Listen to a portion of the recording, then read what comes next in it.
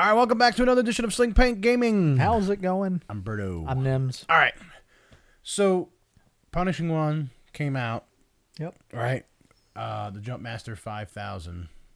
I love that name. For some reason. The JumpMaster 5000. Limited supply only. Act now. $3.99. Buy yours today. If you call it now, you get a special. No. You get buy one, get one free. What?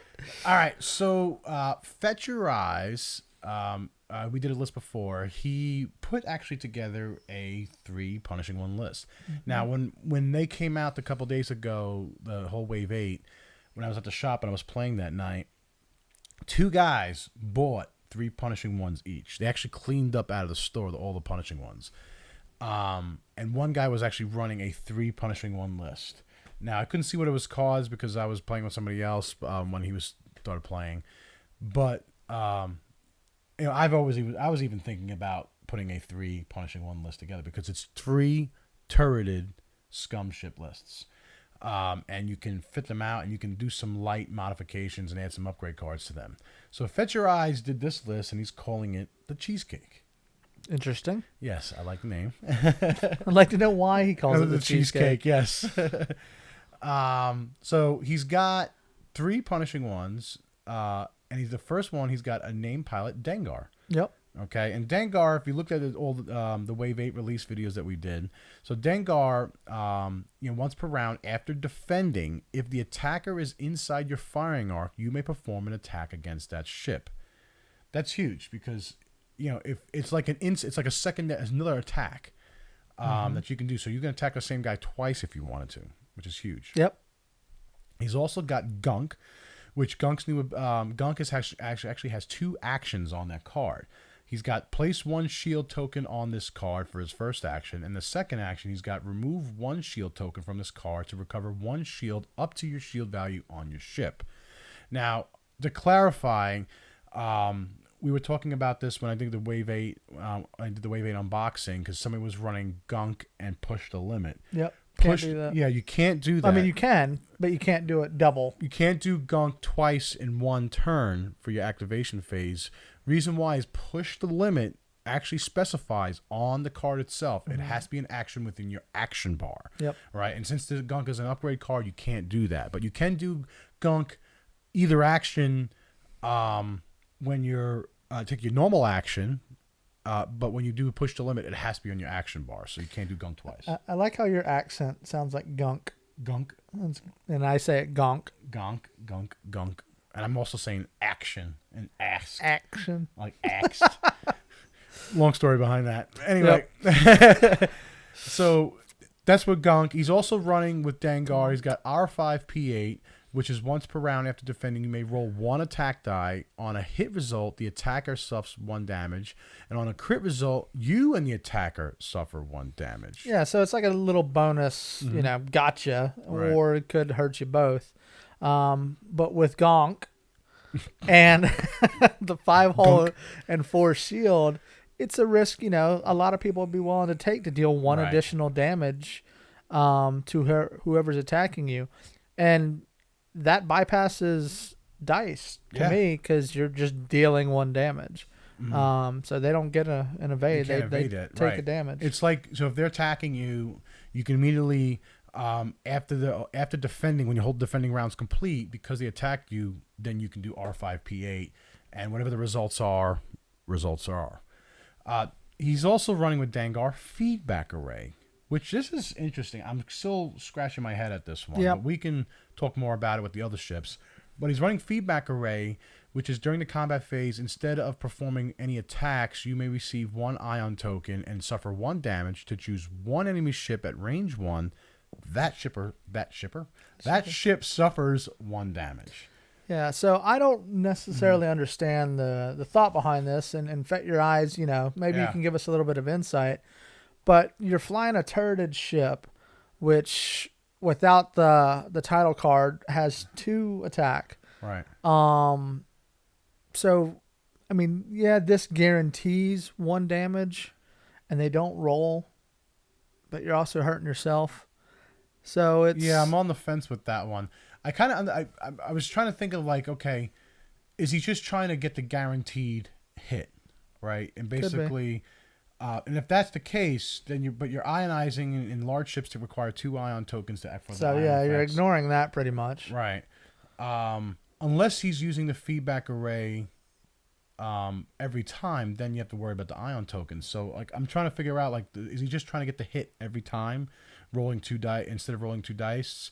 But again, it's only at range 1, and at range 1, You'd be you rolling want 3. 3 dice. So this is what a little confusing is.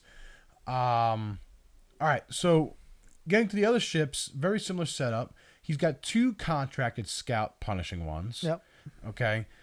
What does he got?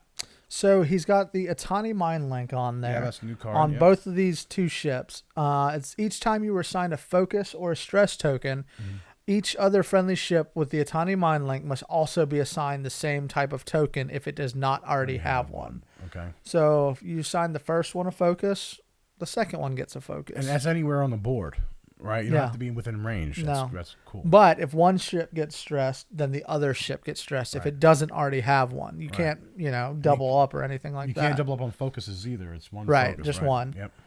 So in essence, one ship's going to focus for both of them. Then the other one can target lock or barrel roll or whatever it wants to do.